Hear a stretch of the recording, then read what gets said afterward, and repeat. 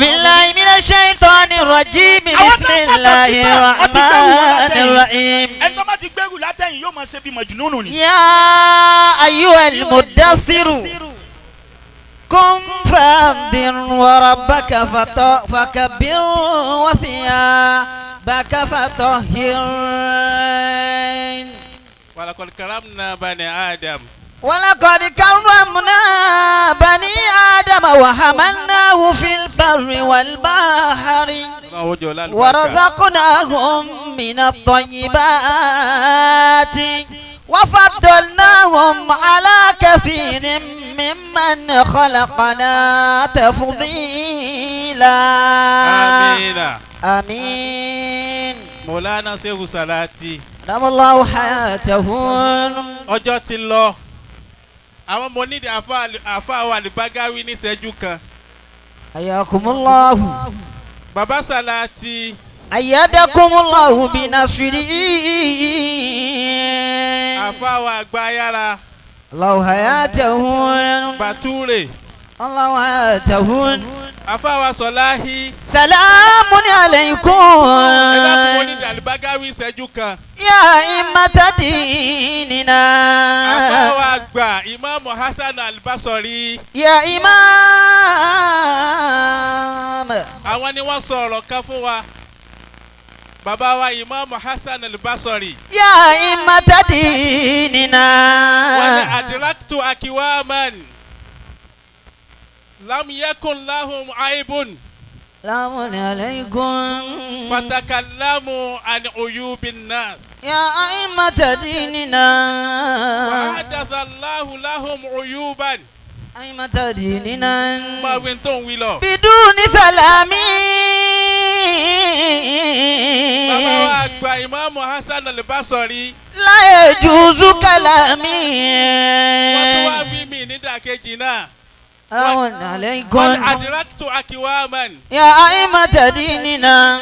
Lahum uyuban. Ya aimata dinina. Fasakatu an uyubin nas. Ya aimata dinina biduni salami. La yajuzu kalami. Adraktu akiwaman. Salamun alaykum. Uyuban. Ya aimata dinina. Fasakatu an uyubin nas. Ulaika abai wa mali mislahun. Fasakatu an uyubin nas. Ulaika abai Allahu uyubahum. wa mali mislahun. Tí àfa wa Al-Bagawi ibi tí wọ́n fọ́ọ̀lù sínú Maulana Kofi Al-Kawafi. Idha mutakara gairi. Mọ̀kàtìrà kan. Ayakumullah. Asọ́bùrù láàrin ìṣẹ́jú méjì. Ayakumullahu. Ètí mo fẹ́ fi kí àfa Al-Bagawi nù. Ayakumullahu. Tíra tí mo kà náà, ó ní asọ́bùrù dalilu kamalil iman. Ayakumullahu. Ó tún wá ní wa husnal Islam. Ayakumullah. Alákọ̀ọ́kọ́ nù. Mo tún ka tíra kan. Ó lẹ́ni tí bá máa ṣe sùúrù bí àfa Al-Bagawi. Ayakumullah. Ó ní yufmiru mahabbatallah wa mahabbatan nas. Mo tún ka tíra kan. Ayakumullahu. Èní máa tu torọ́jọ́ ti lọ. Bàbá wa Salati. Zawallahu hayatahun. Mo tún ka tíra kan. Ó lẹ́ni tí bá máa ṣe sùúrù àfa Al-Bagawi kò lè sọ pé ẹni gbọ́ kó ní lágbájá yìí sẹ̀mí. Ayakumullah. Mo tún ka tíra kan. Ó lẹ́ni tí bá máa ṣe sùúrù.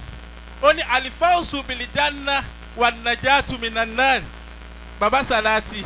Zawallahu hayatahun. Mo tún ka tíra kan. Ó ní ẹni tí bá máa ṣe sùúrù. Sabran jamila. Ó ní sababun litamkini fil ard. Alama naba min adasin. Sababun litamkini fil ard. Wala siyaman ma'al akharina fil mujtama'. والصبر ينفع أقواما إذا صبروا. Bàbá Salati. الله حياته. Mo tún ka tíra kan yìí tí wàá tú nígbà tí ń rí àfa Al-Bagawi. afáàlì bá anakumullah. صبرا جميلا bàbá wa Sàláàtì afáàlì Bágáwí wọ́n ní sùúrù púpọ̀. على ما نبى من حدث Masha Allah, Shehu Sàláàtì. والصبر ينفع أقواما إذا ilé صبروا Sàláàtì lápàrí ọ̀rọ̀ náà sí. حياكم الله bàtà ni wá sọ̀rọ̀ yìí Daniel láti sọ̀rọ̀ yà yín mo wá náwó ni. انظر يمينا ثم شمالا Maulana Shehu Sàláàtì nínú kéwú tẹ́ ẹ kọ́ wa. ما مثل الشيخ ألفا صلاة خليفة ألفا صلاة Allahu Akbar. يا صاحب العز Shehu Bágáwí. والاحترام Asọ̀láhi. والفضل والفوز ألفا صلاة والفضل والفوز ألفا صلاة والخليفة ألفا صلاة قال محمد وعبد العزيز Masha Allah. الخادماني لشيخي صلاتي الحاج موسى Bẹ́ẹ̀ni. أبو سيدي الخادماني Bẹ́ẹ̀ni. لشيخي صلاتي Bẹ́ẹ̀ni. أهلا وسهلا إخواننا Bàbá Sàláàtì. Nínú tẹ́ẹ̀fì bá wa ṣàdúrà fún Àlì Bágáwí. alani khalifa alwa salati níparí.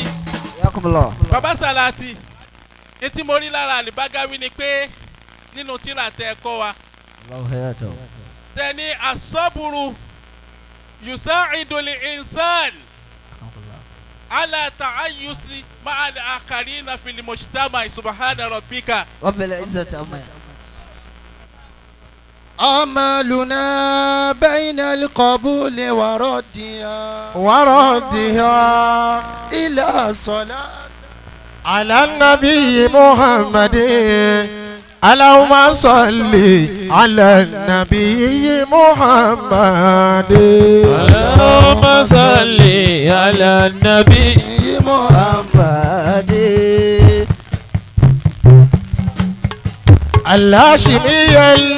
الهاشمية محمد